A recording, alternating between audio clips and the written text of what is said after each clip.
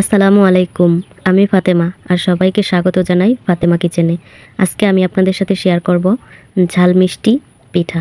মানে আজকে ২ রকমের পিঠা রেসিপি আপনাদের সাথে শেয়ার করব। এই পিঠাগুলো আমরা আমাদের ফ্যামিলিতে সবাই খুব পছন্দ করি। তাহলে চলো শুরু করি। তো প্রথমে আমি ঝাল পিঠা তৈরি করে দেখাবো। তার জন্য প্রথমে আমি নেব ২ কাপ চালের গুঁড়া আর ১ কাপ ময়দা। আপনারা চাইলে শুধু ময়দা কিংবা শুধু চালের গুঁড়া দিয়ে পিঠাটা তৈরি করতে পারেন। তো আমি ২টা মিক্সড করে নিয়েছি। এখানে আমি ২টা পেঁয়াজ আর ২-৩টা কাঁচামরিচ কুচি করে দিছি। তারপর ১ চামচ মরিচের গুঁড়া, ১ চামচ হলুদের গুঁড়া, ১ চামচ করে আদা রসুনের পেস্ট, জিরা বাটা, সাথে ধনিয়ার গুঁড়া আর পরিমাণ মতো লবণ। আর যেটা করতে হবে, যে কোনো ধরনের মাংস এখানে অবশ্যই অ্যাড করতে হবে। যদিও গরুর মাংস দিয়ে এই পিঠাটা তৈরি করলে পিঠাটার স্বাদ অনেকটাই বেড়ে যায়। তো আমার হাতের কাছে গরুর মাংস ছিল না, মুরগির মাংস ছিল, সেটা দিয়েই আমি পিঠাটা তৈরি করে নিচ্ছি। এই পর্যায়ে এখন সবগুলো উপকরণ খুব ভালোভাবে মিশিয়ে নেব।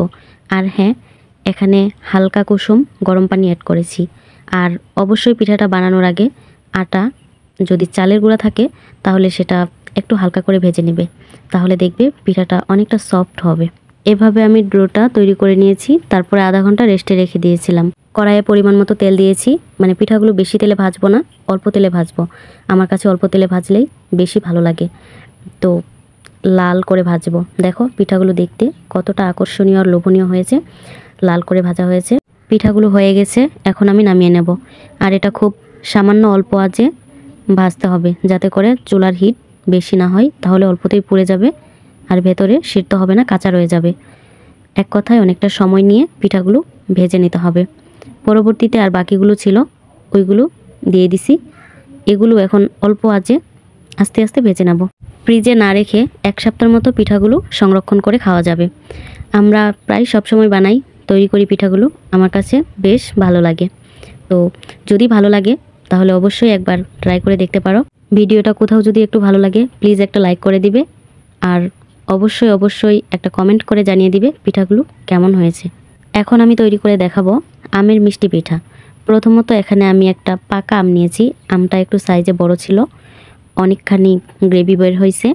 তো তারপরে এখানে পরিমাণ মতো চিনি দেব। চিনি আর আমটা খুব ভালোভাবে মিশিয়ে নেব। একটু সময় নিয়ে মেশাতে হবে, যাতে করে একে অপরের সাথে খুব ভালোভাবে মিশে যায়। তার পরবর্তীতে যেটা করব, ডিম। এখানে আমি দেশি মুরগির ডিম ইউজ করেছি। যদি ডিম ফ্রিজে রাখা থাকে তাহলে ফ্রিজ থেকে বের করে নর্মাল টেম্পারেচারে এনে তারপরে ইউজ করবে। আর আমার ফ্রিজে রাখা ছিল না, আমি এমনি ইউজ করেছি। তো এখানে আমি 2টা দেশি মুরগির ডিম অ্যাড করে দিলাম। ডিমটার সাথে এবারও খুব ভালোভাবে মিশিয়ে নেব। মেশানো হয়ে গেলে এখন আমি ময়দা অ্যাড করব। পরবর্তীতে সব ইনগ্রেডিয়েন্টস একসাথে খুব ভালোভাবে মিশিয়ে নেব।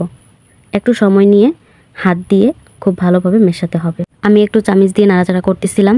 তো দেখো এরকম একটা ডো তৈরি করে নিতে হবে। দেখে অবশ্য বুঝতেই পারছো কীরকম করে ডোটা তৈরি করা হয়েছে। নর্মালি আমরা তালের বড়া বানানোর জন্য যেরকম করে ডো তৈরি করে থাকি, ঠিক সেমভাবে ডোটা তৈরি করা হয়েছে। হাতে যদি সময় থাকে তাহলে 10 থেকে 15 মিনিট অবশ্যই ডোটা রেস্টে রেখে দেবেন। এ পর্যায়ে পিঠাগুলো ভাজার জন্য পরিমাণ মতো তেল দিলাম। তেলটা গরম হয়ে গেলে এরকম শেপ দিয়ে পিঠাগুলো দিয়ে দিলাম।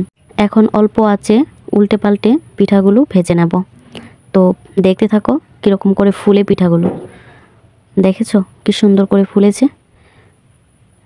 ভেতরে অনেকটা সফট আর নরম হয় পিঠাগুলো, খেতে দারুণ লাগে। সামান্য 2-3টা উপকরণ দিয়ে খুব সহজভাবে পিঠাগুলো তৈরি করে নিলাম। ভেতরে অনেকটা নরম আর সফট থাকার কারণে ছোট বাচ্চা কিংবা বয়স্ক উভয়ে খুব ভালো পছন্দ করবে পিঠাগুলো। তো অল্প সময়ে ঝটপট পিঠাগুলো তৈরি করে নিতে পারো। সবাই একটা করে লাইক ডান করে দিও আর একটা করে অবশ্যই কমেন্ট করে যেও। আজকের মতো বিদায় নিচ্ছি। আবারও দেখা হবে, কথা হবে নতুন আরও একটি রেসিপিতে। এ পর্যন্ত সবাই ভালো থেকো, সুস্থ থেকো। আল্লাহ হাফেজ।